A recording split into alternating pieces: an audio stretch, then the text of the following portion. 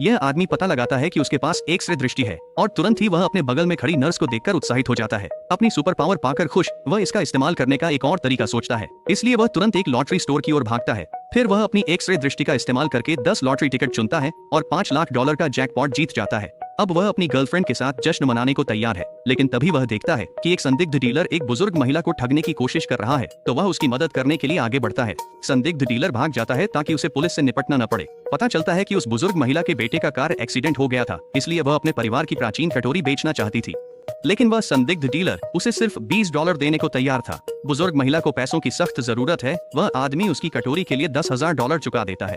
जल्द ही वह आदमी अपनी एक्स-रे दृष्टि का इस्तेमाल करता है और कटोरी के अंदर कुछ लिखा हुआ देखता है। उसे एहसास होता है कि यह चीज वाकई में एक प्राचीन वस्तु हो सकती है। फिर वह आदमी कटोरी को एक प्राचीन वस्तुओं के बाजार में ले जाता है। सभी लोग अपनी अपनी चीजें विशेषज्ञ को दिखा रहे हैं और एक युवा अमीर आदमी अपनी कलेक्शन से एक पेंटिंग निकालता है। बाकी कलेक्टर सोचते हैं कि पेंटिंग की कीमत ज्यादा होगी, लेकिन वह आदमी कहता है कि यह नकली है। युवा अमीर आदमी गुस्सा उस आदमी से इसे साबित करने की मांग करता है।